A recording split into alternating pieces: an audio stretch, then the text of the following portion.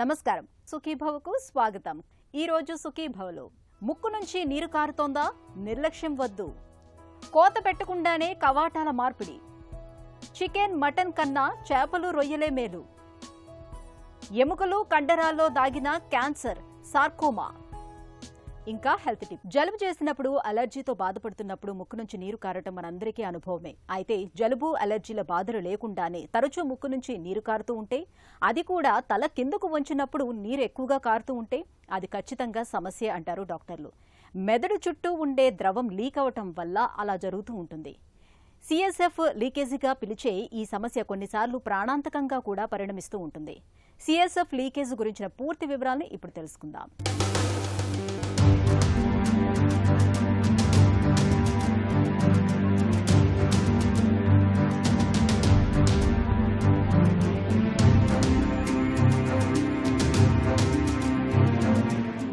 మన శరీరం ఒక అద్భుతమైన నిర్మాణం. ఇందులో అత్యంత సున్నితమైన, కీలకమైన అవయవం మెదడు. మన ఆలోచనలకు, చర్యలకు కేంద్ర బిందువైన ఈ మెదడు అత్యంత సురక్షితమైన ఒక ద్రవంలో తేలియాడుతూ ఉంటుంది. ఆ ద్రవమే సెరెబ్రో స్పైనల్ ఫ్లూయిడ్. దీన్నే వాడుకలో సిఎస్ఎఫ్ అంటారు.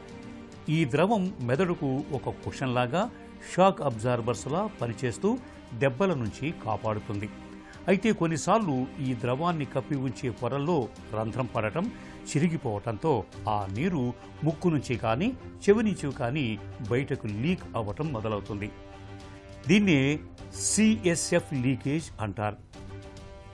చిన్న కన్నం పడితే మహానౌక అయినా మునిగిపోతుందన్నట్లు తలలో జరిగే ఈ చిన్న లీకేజీని సరిగ్గా గుర్తించకపోతే ప్రాణాలకే ముప్పు ఎదురవుతుంది. చాలామంది దీన్ని సాధారణ జలుబు లేదా అలర్జీ అనుకుని పొరపడతారు. కానీ ఇది మెదడు తాలూకు ఒక గంభీరమైన హెచ్చరిక అని గుర్తించాలి. మన మెదడు మరియు స్పైనల్ కార్డ్ చుట్టూతా ఉండే ద్రవాన్ని సెరిబ్రో స్పైనల్ ఫ్లూయిడ్ అంటే సిఎస్ఎఫ్ అని అంటాం. ఎప్పుడైతే ఏ కారణంగానైనా కూడా మెదడు చుట్టూతా ఉన్న పొర డ్యూరాలో మరియు బ్రెయిన్కి, ముక్కుకి మధ్యలో ఉన్న బోన్లో, ఇంకా మన ముక్కులో ఉన్న శ్లేష్మ పొరలో ఎప్పుడైతే వీటిలో డిఫెక్ట్ అవుతుందో అప్పుడు ఒక కనెక్షన్ ఫామ్ అవుతుంది. మన బ్రెయిన్కి, నోస్కి మధ్యలో ఒక కనెక్షన్ ఫామ్ అయ్యి దాని నుంచి ఈ బ్రెయిన్ చుట్టూతా ఉన్న ఫ్లూయిడ్, ఈ సిఎస్ఎఫ్ ముక్కులోకి కారుతూ ఉంటుంది. దీన్ని సిఎస్ఎఫ్ రైనోరియా అని అంటాం. కొన్ని సిచ్యువేషన్స్లో బ్రెయిన్ చుట్టూతా ఉన్న ఫ్లూయిడ్ లీకేజ్ ఇయర్లో కూడా అయ్యే అవకాశం ఉంటుంది. దాన్ని సిఎస్ఎఫ్ ఓటోరియా అని అంటాం. ఏదైనా చిన్న పిల్లల్లో ఎప్పుడైతే మనం చూస్తామో, అంటే కంజనైటల్ కాజెస్, పుట్టుకతోనే ఈ డిఫెక్ట్ వల్ల, ఈ బోన్లో, ముక్కు నుంచి బ్రెయిన్కి మధ్యలో ఉన్న బోన్లో డిఫెక్ట్ వల్ల ఈ మెదడు చుట్టూతా ఉన్న పొర అలాంగ్ విత్ మన బ్రెయిన్ కంటెంట్స్తో పాటు ముక్కులోకి ఒక పాలిప్ లాగా జారుతుంది. దీన్నే మెనింగోసీల్ అని, మెనింగో ఎన్కెఫెలోసీల్ అని అంటాం. ఇవే కాకుండా ట్రామాటిక్ రీజన్స్ ఉంటాయి, కొన్ని ట్రామాటిక్ కాజెస్. వీటిలో ఎప్పుడైతే రోడ్ ట్రాఫిక్ యాక్సిడెంట్స్ జరుగుతాయో, యాక్సిడెంట్స్లో కానివ్వండి, పొరపాటున కాలు జారి కింద పడినప్పుడు కానీ, హెడ్ ఇంజరీస్ ఎప్పుడైతే జరుగుతాయో దీని వలన స్కల్ బేస్ ఫ్రాక్చర్స్ అనేవి అవుతాయి. ఈ స్కల్ బేస్ ఫ్రాక్చర్స్ అయినప్పుడు ఆ ఫ్రాక్చర్ లైన్ నుంచి కూడా మనకి కనెక్షన్ ఏర్పడి, బ్రెయిన్కి, ముక్కుకి మధ్యలో కనెక్షన్ ఏర్పడి దాని నుంచి సిఎస్ఎఫ్ అనేది బయటకి కారుతూ ఉంటుంది. నాన్ ట్రామాటిక్ రీజన్స్ కొన్ని ఉంటాయి. ఎప్పుడైతే వెరీ సివియర్ ఇన్ఫెక్షన్స్ ఉంటాయో, అంటే ఫంగల్ ఇన్ఫెక్షన్స్ కానీ, ఆర్ ఎక్స్టెన్సివ్ నేసల్ పాలిపోసిస్, ముక్కులో ఈ పాలిప్స్ బాగా ఎక్స్టెన్సివ్గా పెరిగిపోతాయో అప్పుడు కూడా ఈ ముక్కు నుంచి బ్రెయిన్కి మధ్యలో ఉండే ఈ బోన్ బాగా పల్చబడిపోయి దాని నుంచి సిఎస్ఎఫ్ కారే అవకాశం ఉంటుంది. మన తలలో మెదడు, నాడీ వ్యవస్థను కప్పుతూ డ్యూరా మేటర్ అనే ఒక గట్టి రక్షణ పొర ఉంటుంది. ఏదైనా కారణం వల్ల ఈ పొర దెబ్బతిన్నప్పుడు సెరెబ్రో స్పైనల్ ఫ్లూయిడ్ ద్రవం బయటికి వస్తుంది. అలాగే మెదడు కింది భాగంలోని ఎథ్మాయిడ్, స్పెనాయిడ్ ఎముకలు దెబ్బతిన్నప్పుడు కూడా సిఎస్ఎఫ్ లీకేజీ జరగచ్చు. ప్రమాదాల్లో తలకు బలమైన దెబ్బలు తగిలినప్పుడు, గతంలో సర్జరీల మూలంగా గాయాలైనప్పుడు, పుర్రెలో ఒత్తిడి పెరిగినప్పుడు డ్యూరామీటర్ పొరకు చిరుగులు ఏర్పడి సిఎస్ఎఫ్ లీకేజ్ జరగచ్చని చెబుతారు నిపుణులు. అధిక బరువు లేదా స్థూలకాయం ఉన్న మధ్య వయస్కుల్లో ఈ సిఎస్ఎఫ్ లీకేజ్ ఎక్కువగా కనిపిస్తుందని పరిశోధనలు చెబుతున్నాయి. బాధితుల్లో తల ముందుకు వంచినప్పుడు లేదా దగ్గినప్పుడు ముక్కు నుంచి పల్చటి నీరు చుక్కలు చుక్కలుగా కారుతుంటుంది. దీంతో పాటు నిలబడినప్పుడు పెరిగి పడుకున్నప్పుడు తగ్గే తలనొప్పి కూడా సమస్యగా మారుతుంటుంది. మెడ పట్టుకుపోవటం, చెవుల్లో హోరు, చూపు మందగించటం, వాసన శక్తి కోల్పోవటం వంటి లక్షణాలు కూడా కనిపిస్తూ ఉంటాయి. సిఎస్ఎఫ్ రైనోరియా కావచ్చు అని ఎప్పుడైతే అనుకుంటామో అప్పుడు మన ఓపీడీలోనే డయాగ్నోస్టిక్ నేసల్ ఎండోస్కోపీ అనే ఒక పరీక్ష చేస్తాం. దీంట్లో లోపల ముక్కు లోపల ఎక్కడన్నా నీరులాగా కారుతోందా, ఏదన్నా ఏరియా నుంచి నీరులాగా కారుతోందా అనేది చూసి ఆ నీరుని కలెక్ట్ చేయొచ్చు. మనం కలెక్ట్ చేసిన నీటిని మనం ల్యాబ్ ఇన్వెస్టిగేషన్కి పంపించాల్సి ఉంటుంది. బీటా-2 ట్రాన్స్ఫరిన్ అనే ముఖ్యమైన ఇన్వెస్టిగేషన్ చేయాలి. దీంట్లో మనకి వెదర్ ఇఫ్ ఈ బీటా-2 ట్రాన్స్ఫరిన్ పాజిటివ్ వస్తే కనుక అది 100% సిఎస్ఎఫ్ అని మనకు అర్థమైపోతుంది. ఈ ఇన్ కేస్ మనకి అవైలబిలిటీ లేదు, బీటా-2 ట్రాన్స్ఫరిన్ అవైలబిలిటీ లేనప్పుడు దాన్ని గ్లూకోజ్ పరీక్ష కూడా చేసి దాంట్లో ఎప్పుడైతే ఎక్కువ శాతం గ్లూకోజ్ ఉంటుందో అప్పుడు కూడా మనం దాన్ని సిఎస్ఎఫ్ అని కన్సిడర్ చేస్తాం. ఈ వన్స్ ఈ వచ్చిన ఫ్లూయిడ్ సిఎస్ఎఫ్ అని మనకు కన్ఫర్మ్ అయిన తర్వాత అప్పుడు ఎక్కడి నుంచి వస్తుంది అని తెలుసుకోవడానికి సిటీ నోస్ అండ్ పిఎన్ఎస్ ఈ పరీక్ష ఒకటి, ప్లస్ సిటీ సిస్టర్నోగ్రఫీ అండ్ ఎంఆర్ సిస్టర్నోగ్రఫీ ఈ పరీక్షలు చేసుకుని ఏ సైట్ నుంచి కారుతోంది, ఎక్కడి నుంచి డిఫెక్ట్ ఉంది అనేది చూసుకుంటే అప్పుడు ఫర్దర్ ట్రీట్మెంట్కి మనం ప్రొసీడ్ అవ్వచ్చు. ముక్కు నుంచి నీరు కారటాన్ని మన దగ్గర చాలామంది పెద్దగా పట్టించుకోరు. దానంతటదే తగ్గిపోతుందని అనుకుంటారు. ఇలా భావించటం సరికాదంటారు డాక్టర్లు. దీనికి సకాలంలో చికిత్స చేయకపోతే ముక్కు సైనస్ మార్గాల్లోని ప్రమాదకర బ్యాక్టీరియా నేరుగా మెదడు లోపలికి చేరి మెనింజైటిస్, బ్రెయిన్ అబ్సెస్ వంటి ప్రాణాంతక సమస్యల్ని తెచ్చిపెట్టే అవకాశం ఉంటుంది. సిఎస్ఎఫ్ లీకేజీని నిర్ధారించడానికి డాక్టర్లు ముందుగా ముక్కు నుంచి కారే ద్రవాన్ని సేకరించి బీటా-2 ట్రాన్స్ఫెరిన్ అనే ప్రత్యేకమైన బయోమార్కర్ పరీక్ష చేస్తారు. ఇది కేవలం సిఎస్ఎఫ్ ద్రవంలో మాత్రమే ఉంటుంది కాబట్టి ఖచ్చితమైన ఫలితాన్ని ఇస్తుంది. ఆ తర్వాత లీకేజ్ ఎక్కడ ఉందో, ఎంత పరిమాణంలో ఉందో ఖచ్చితంగా తెలుసుకోవటానికి high resolution CT scan, CT mammography, MRI పరీక్షలు చేస్తారు. వన్స్ మనకి సైట్ ఆఫ్ లీకేజ్ ఎక్కడి నుంచి కారుతోంది, నోస్లోంచి ఎక్కడి నుంచి కారుతోంది, ఎందువల్ల కారుతోంది అనే మనకి ఒకసారి కన్ఫర్మ్ అయిన తర్వాత అప్పుడు in case if it is సర్జికల్గా మనం సర్జరీ చేసేటప్పుడే మనకి లీకేజ్ కనిపిస్తే కనుక వెంటనే దాన్ని సీల్ చేయాల్సిన అవసరం పడుతుంది. ఆ డ్యూరింగ్ సర్జరీనే మనం దాన్ని సీల్ చేసేస్తాం. అదే కాకుండా వేరే కారణాల వల్ల ఎప్పుడైతే సిఎస్ఎఫ్ లీకేజ్ మనం చూస్తామో ఫస్ట్ ఇనీషియల్గా యాంటీబయోటిక్స్, ఈ ఇంట్రాక్రేనియల్ ప్రెషర్ తగ్గడానికి సంబంధించిన మందులు ఇవి స్టార్ట్ చేయాల్సి ఉంటుంది. And most importantly complete bed rest. Complete bed రెస్ట్తో పాటు ఈ మందులు వేసుకున్నట్లయితే ఇనీషియల్ స్టేజెస్లోనే ఈ మన సిఎస్ఎఫ్ రైనోరియాని మనం స్టాప్ చేయగలుగుతాం. ఎప్పుడైతే ఈ మన ట్రీట్మెంట్ తోటి రెస్పాండ్ అవ్వలేదో, ఇంకా లీకేజ్ అవుతోందో అప్పుడు సీరియల్ లంబార్ పంక్చర్స్ అని చేస్తాం. అంటే వీపు వెనకాల నుంచి స్పైనల్ కార్డ్లో నుంచి కొంచెం కొంచెంగా సిఎస్ఎఫ్ని మనం తీసేస్తూ ఉంటాం అన్నమాట. దాంతో ఇంట్రాక్రీనల్ ప్రెషర్ తగ్గుతుంది. ఆ నెక్స్ట్ వచ్చేది సర్జరీ. అప్పుడు సర్జికల్ ఇంటర్వెన్షన్ చేయాల్సిన అవసరం ఉంటుంది. ఇంట్రాక్రీనియల్ అప్రోచ్ యూజువలీ న్యూరో సర్జన్స్ చేస్తూ ఉంటారు. ఎండోస్కోపిక్ నేసల్ అప్రోచ్ ఇది ఎండోస్కోపిక్ ద్వారా ముక్కు నుంచి లోపలికి వెళ్ళి ఆ సైట్ ఆఫ్ లీకేజ్ ఎక్కడైతే ఉంది డిఫెక్ట్ అనేది దాన్ని కనుక్కుని దాన్ని డిఫరెంట్ ఫ్లాప్స్ ద్వారా కానీ డిఫరెంట్ లేయర్స్లో మనం క్లోజ్ చేయాల్సి ఉంటుంది. సిఎస్ఎఫ్ లీకేజీని అరికట్టేందుకు ఇవాళ చక్కటి చికిత్సలు అందుబాటులో ఉన్నాయి. తొలి దశలో లీకేజీ తక్కువగా ఉన్నప్పుడు రోగికి విశ్రాంతిని సూచిస్తారు. పుర్రెలో ఒత్తిడిని తగ్గించే మందులు ఇస్తారు. లీకేజీ ఎక్కువగా ఉన్నప్పుడు సర్జరీ తప్పనిసరి. ఒకప్పుడు దీనికోసం పుర్రెను తెరిచే పెద్ద ఓపెన్ బ్రెయిన్ సర్జరీలు చేసేవారు. కానీ ఇప్పుడు అత్యాధునిక ఎండోస్కోపిక్ ఎండోనాజల్ సర్జరీ విధానంలో లీకేజీని సులువుగా అరికడుతున్నారు. ఈ విధానంలో ఎటువంటి కోతలు కుట్లు లేకుండా కేవలం ముక్కు రంధ్రాల ద్వారానే కెమెరాతో పాటు సూక్ష్మ పరికరాలను పంపిస్తారు. ఆపై తొడ భాగం నుంచి తీసిన కొవ్వు కణజాలాన్ని ఉపయోగించి లీకేజీ ఉన్న రంధ్రాన్ని సీల్ చేస్తారు. ఇక సర్జరీ తర్వాత జీవనశైలిలో కొన్ని జాగ్రత్తలు తీసుకోవాలి. ముఖ్యంగా మలబద్ధకం లేకుండా చూసుకోవాలి. బరువులు ఎత్తకూడదు. గట్టిగా తుమ్మటం లేదా దగ్గటం చేయకూడదు. ముక్కు నుంచి నీరు కారుతున్నప్పుడు ఆలస్యం చేయకుండా వెంటనే డాక్టర్ని కలవాలి. సిఎస్ఎఫ్ లీకేజీకి సత్వర వైద్యమే చక్కటి పరిష్కారం. మన గుండె సరిగ్గా స్పందించడానికి, సాఫీగా రక్తాన్ని పంప్ చేయడానికి లోపల ఉండే కవాటాలనే తలుపులు చక్కగా తెరుచుకుంటూ ఉండాలి. గుండెలోని 4 కవాటాల్లో ఏ ఒక్కటి దెబ్బతిన్నా మొత్తంగా గుండె ఆరోగ్యమే ప్రమాదంలో పడుతుంది. వయసు పైబడటం, ఇన్ఫెక్షన్ల తాకిడి మూలంగా కొంతమందిలో గుండె కవాటాలు దెబ్బతినిపోతూ ఉంటాయి. పాడైన కవాటాల్ని బాగు చేసేందుకు ఒకప్పుడైతే ఛాతీని తెరిచి సర్జరీ చేయాల్సి వచ్చేది. కానీ ఇవాళ గుండెపై చిన్న ఘాటు కూడా పెట్టకుండానే కవాటాల్ని మరమ్మతు చేసే టాబీ వంటి సరికొత్త చికిత్సలు అందుబాటులోకి వచ్చాయి. కోత పెట్టకుండా కవాటాల్ని బాగు చేసే నూతన చికిత్సల గురించి ఇప్పుడు తెలుసుకుందాం. ఈ కవాటాల దాంట్లో కొత్తగా వచ్చిన మార్పులు ఏంటంటే, ముందు అన్నీ ఏదైనా కానీ సర్జరీ చేసి మార్చి మెటల్ వాళ్ళు పెట్టేవాళ్ళం అందరికీ, అంతకుముందు ఉన్న దీంట్లో. సో ఈ సర్జరీ చేశాక వీళ్ళందరూ బ్లడ్ థిన్నర్ మెడికేషన్స్ వాడాలి లైఫ్ లాంగ్. అవి రోజు ఒక టైంలో వేసుకోవాలి. దానికి బ్లడ్ రియాక్షన్, వేరే డ్రగ్స్ ఏమన్నా వేసుకున్నా దానికి రియాక్షన్స్ ఎక్కువ.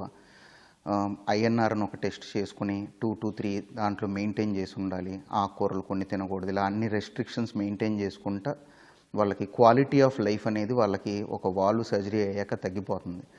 ఇప్పుడు కొత్తగా వచ్చినాయి చాలా రోజుల నుంచి ఈ మెటల్ వాల్వ్ కాకుండా కొంచెం ఏజ్ ఎక్కువ ఉన్న వాళ్ళకి ఏంటంటే టిష్యూ వాల్వ్ అని ఒకటి చెప్తున్నాం. ఈ టిష్యూ వాల్వ్ ఏంటంటే యూజువల్గా 15 years దాకా పనిచేస్తాయి. వీళ్ళకి ఫస్ట్ 3 months బ్లడ్ థిన్నర్స్ ఇస్తాం. తర్వాత బ్లడ్ థిన్నర్స్ అవసరం ఉండదు. వాళ్ళకి ఫుడ్ రెస్ట్రిక్షన్స్ ఏమి ఉండవు. నార్మల్ లైఫ్ ఎలా లీవ్ చేస్తారో అలానే చేయొచ్చు. సో ఈ 15 years అవి పనిచేసినంతసేపు క్వాలిటీ ఆఫ్ లైఫ్ బాగుంటుంది వాళ్ళకి. అండ్ ఇంకోటి ఇప్పుడు కొత్తగా వచ్చింది, అంటే అయోటిక్ వాల్వ్, మెయిన్గా లెఫ్ట్ సైడ్లో ఉన్నదానికి, దానికి సర్జరీ లేకుండా ట్యాబీ అని కొత్తగా ప్రొసీజర్ వచ్చింది. అదేంటంటే థై నుంచి యాంజియో చేసినట్టు వైర్ పంపించి అక్కడ వాల్వ్ డిప్లాయ్ చేస్తాం.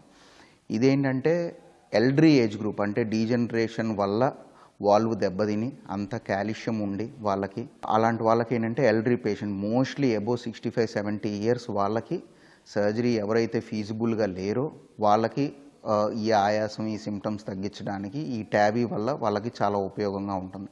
సో ఇది కూడా అందరికీ సూటబుల్ అని నేను చెప్పను, బట్ సెలెక్టెడ్ పేషెంట్కి సూటబుల్గా ఉంటుంది. ఆ ఆప్షన్స్ అయితే వచ్చాయి. మనం రోజు తీసుకునే ఆహారంలో అన్ని రకాల పోషకాలు ఉంటేనే మన ఆరోగ్యం స్థిరంగా ఉంటుంది. అలాగే అన్ని రకాల వ్యాధుల నుంచి కూడా దూరంగా ఉండొచ్చు. ఈ క్రమంలో పండ్లు, కూరగాయల్ని నిత్యం తీసుకోవటం మంచిది. అలాగే చేపల్ని కూడా ఆహారంలో ఒక భాగంగా చేసుకోవాలి. చేపల్లో మన శరీరానికి అవసరమైన అన్ని రకాల పోషకాలు సమృద్ధిగా ఉంటాయి. ముఖ్యంగా చేపల్లోని ఒమేగా 3 రకం కొవ్వులు గుండె ఆరోగ్యానికి చాలా మంచిదని అనేక పరిశోధనలు ఇప్పటికే వెల్లడైంది. ఈ నేపథ్యంలో చేపల్ని తీసుకోవటం వల్ల లభించే ఆరోగ్య ప్రయోజనాల గురించి ఇప్పుడు తెలుసుకుందాం.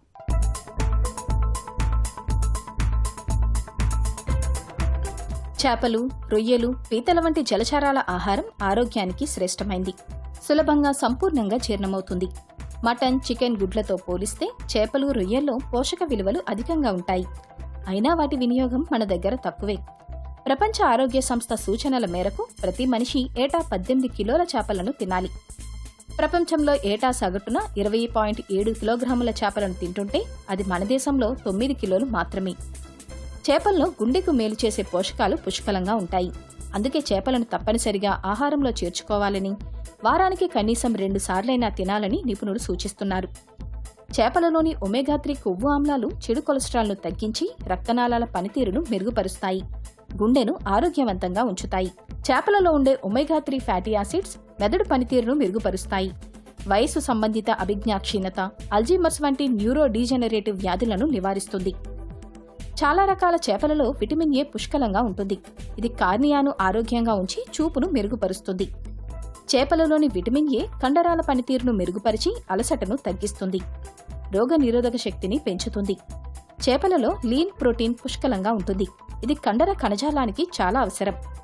అయితే చేపలను కొనే ముందు వాటి స్థితిగతులు, వాతావరణం, ఎక్కడ పెరిగాయి, ఎక్కడి నుంచి వచ్చాయి అనే వివరాలతో పాటు ఇతర జాగ్రత్తలు పాటించి కొనాలి. చాలామంది వ్యాపారులు చనిపోయిన చేపలను రిఫ్రిజిరేటర్లలో, మంచు పెట్టెల్లో నిల్వ చేసి అమ్ముతారు. మార్కెట్లకు వెళ్లినప్పుడు తాజా చేపలను గుర్తించి వాటిని కొనుగోలు చేయాలి.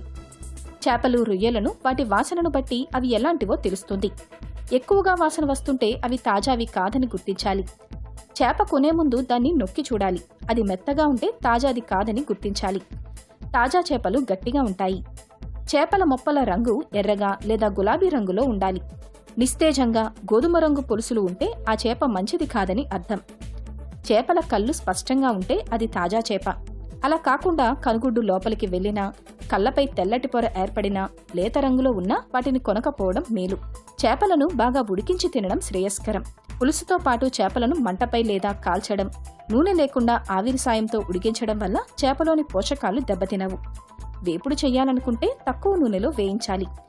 లేకుంటే ఒమేగా-3 ఫ్యాటీ యాసిడ్ల వంటి మంచి పోషకాలన్నీ నశిస్తాయి. క్యాన్సర్ అనగానే మనలో చాలా మందికి lung cancer, breast cancer, blood cancer ఇలాంటివే గుర్తుకొస్తాయి. కానీ మన శరీరానికి పటుత్వాన్నిచ్చే ఎముకలు, కండరాల్లో పుట్టుకొచ్చే క్యాన్సర్ గురించి అంతగా అవగాహన లేదని చెప్పాలి. ఎముకలు, కండరాలు తలెత్తే క్యాన్సర్ను సార్కోమాగా పిలుస్తారు. మిగిలిన క్యాన్సర్లతో పోలిస్తే ఇది చాలా అరుదైనది మాత్రమే కాదు, అత్యంత ప్రమాదకారి కూడా. శరీరంలో ఎక్కడో ఒక చోట చిన్న గడ్డలాగా మొదలవుతుంది. అనతి కాలంలోనే శరీరాన్ని చుట్టబెట్టేస్తుంది. సార్కోమా క్యాన్సర్ గురించిన పూర్తి వివరాలని డాక్టర్ని అడిగి ఇప్పుడు తెలుసుకుందాం.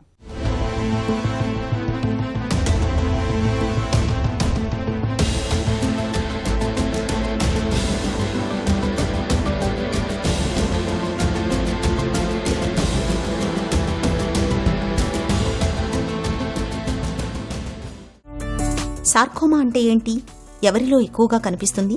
ఈ సార్కోమాస్ అంటే మనకి కనెక్టివ్ టిష్యూస్, మసిల్, బోన్, నరాలు, రక్తనాళాలు వీటన్నిటి నుంచి వచ్చే క్యాన్సర్ని సార్కోమాస్ అంటాం. సో సార్కోమా ఎవరిలో ఎక్కువగా చూస్తాం?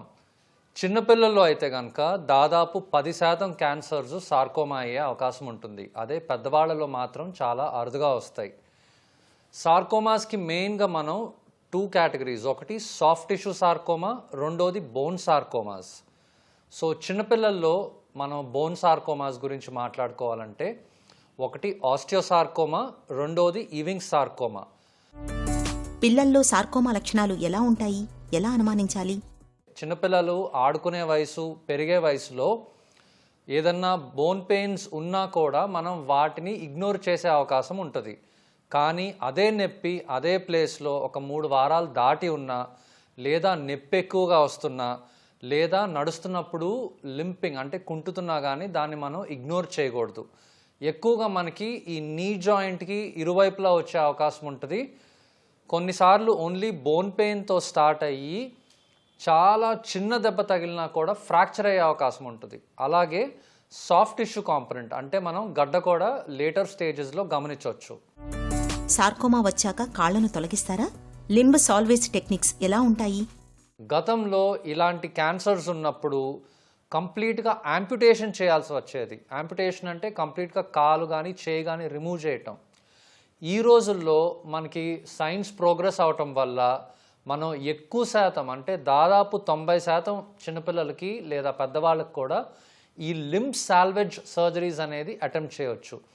లింబ్ సాల్వేజ్ అంటే మనకి ఆ బోన్ని, ఆ జాయింట్ని మనం రీప్లేస్ చేయడానికి అవకాశం ఉంటుంది. ఒక ప్రాస్థెసిస్తో మనం ఆ ఎగ్జాక్ట్గా ఆ లింబ్ లెంత్ ఎంత ఉంది, ఆ నీ జాయింట్ ఎలా ఉంది, వాటి బేసిస్ మీద మనం పేషెంట్కి తగ్గట్టుగా డిజైన్ చేయడానికి కూడా ఛాన్స్ ఉంది. అలాగే గతంలో మనం చిన్నపిల్లల్లో సర్జరీస్ చేసినప్పుడు వాళ్ళు ఎదిగే కొద్దీ ఆ బోన్ లెంత్ పెరగటంతో పాటు ప్రాస్థెసిస్ మళ్ళీ మనం చేంజ్ చేయాల్సి వచ్చేది. ఇప్పుడున్న టెక్నాలజీతో మనం అది ఎక్స్పాండబుల్ ప్రాస్థెసిస్ అంటే ఆ పిల్లోడు పెరుగుతున్నట్టుగా ఆ ప్రాస్థెసిస్ని కూడా మనం సింపుల్ ఓపీడీ ప్రొసీజర్ మీద ఎక్స్పాండ్ చేయడానికి అవకాశం ఉంటుంది. పెద్దల్లో సార్కోమా ఎలా ఉంటుంది? ఎన్ని రకాలుగా ఉంటుంది? పెద్దవాళ్ళలో చూస్తే కనుక ఈ బోన్ సార్కోమాస్తో పాటు సాఫ్ట్ టిష్యూ సార్కోమాస్ని కూడా మనం 2 రకాలుగా విభజిస్తాం. ఒకటి ఎక్స్ట్రీమిటీ సార్కోమా, అంటే మనకి ఈ లెగ్స్ కానీ హ్యాండ్స్ కానీ వచ్చే అవకాశం ఉంటుంది. రెండోది రెట్రోపెరిటోనియల్ సార్కోమాస్, అంటే పొట్టలో వచ్చే అవకాశం ఉంటుంది. నాకు చాలామంది వాళ్ళు నన్ను చూడటానికి వచ్చినప్పుడు పేషెంట్తో పాటు వాళ్ళ చర్మం కింద చిన్న చిన్న లంప్స్ ఉన్న వాటిని అడుగుతారు, డాక్టర్ గారు ఇది ఒకసారి చూడండి, నాకు ఇది క్యాన్సర్ అయ్యే అవకాశం ఉందా అని. సో మీరు తెలుసుకోవాల్సింది ఏంటంటే, మనం అది నార్మల్ అంటే క్యాన్సర్కి సంబంధం లేని లైపోమా, ఫ్యాట్ బాల్స్ అంటాం కదా, అవినా లేదా అది క్యాన్సర్ అన్న దానికి కొన్ని ఉంటాయి. అంటే అది ఒకవేళ సైజ్ పెరుగుతున్నా లేదా నొప్పి ఉన్నా, ఇంతకుముందు లేదు ఇప్పుడు నొప్పి స్టార్ట్ అయినా, సైజులో కూడా మనకి 4 నుంచి 5 సెంటీమీటర్స్ కంటే పెద్ద సైజు ఉన్నా, లేదా కొంచెం డీప్గా ఉండి అంటే పైన జస్ట్ చర్మం కింద ఈ ఫ్యాట్ బాల్స్కి స్లిప్స్ అయిన అంటాం, అంటే వేలుతో ఇట్లా అంటే ఆ స్వెల్లింగ్ స్లిప్ అయింది, అలా కాకుండా కొంచెం డీప్గా ఉన్నా, లేదా మనకి నరాలు ఒత్తిడికి గురవటం వల్ల కొంచెం తిమ్మెర్లు అలాంటివి వచ్చినా, ఈ లక్షణాలు ఉంటే మాత్రం మనం డెఫినెట్గా డాక్టర్కి అది సంప్రదించాల్సి ఉంటుంది. సార్కోమా గడ్డ విషయంలో ఎంఆర్ఐ పరీక్ష ఎందుకు కీలకం? ఎంఆర్ఐ చేయటం ఎంతో ఇంపార్టెంట్. ఎందుకంటే ఒకవేళ క్యాన్సర్ గడ్డ అయితే కనుక మనం సూది పరీక్ష లేదా ముఖ పరీక్ష ఎలా చేస్తున్నాం అన్నది కూడా చాలా ఇంపార్టెంట్.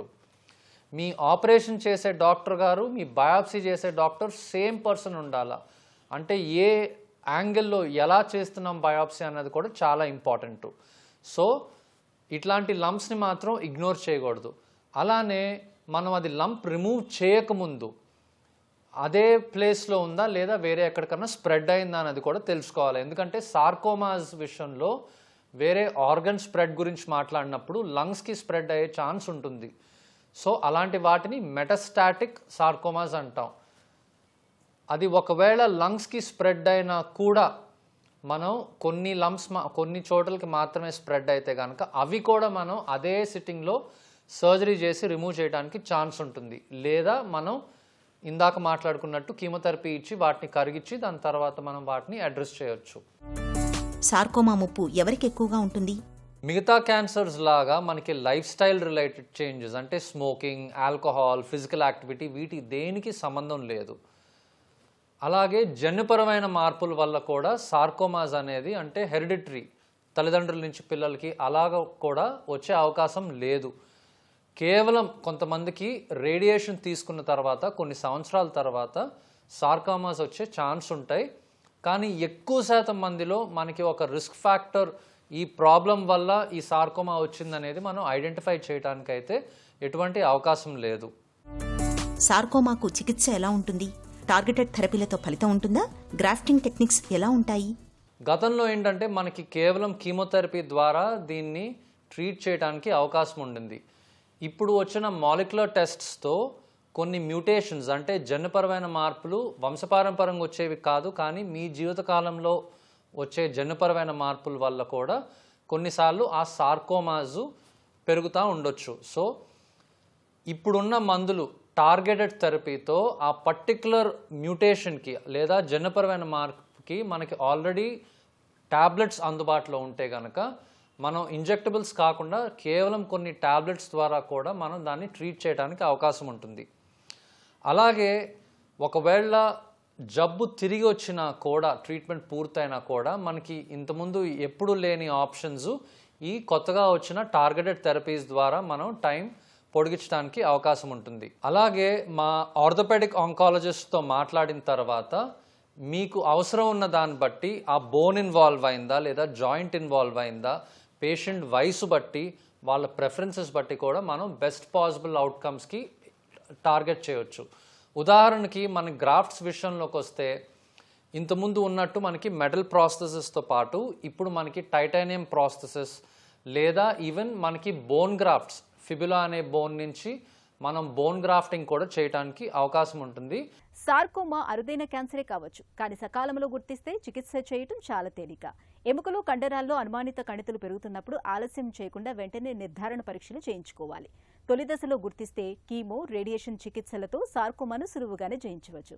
ఇక ఈ రోజు కార్యక్రమాన్ని ముగించే ముందు ఒక చిన్న చిట్కా మీకోసం. థైరాయిడ్ లోపాలతో బాధపడుతున్నప్పుడు కాస్త కొబ్బరి నూనెలో చిటికెడు పచ్చకర్పూరం, కొంచెం సొంటి పొడిని కలిపి నోటిలో పోసుకుని 5 నిమిషాల నుంచి 10 నిమిషాల పాటు పుక్కలించి ఊసేయండి. ఈ అలవాటు మెడభాగంలోని థైరాయిడ్ గ్రంథి వద్ద రక్త ప్రసరణను పెంచుతుంది, హార్మోన్ ఉత్పత్తి చక్కగా ఉండేలా చూస్తుంది.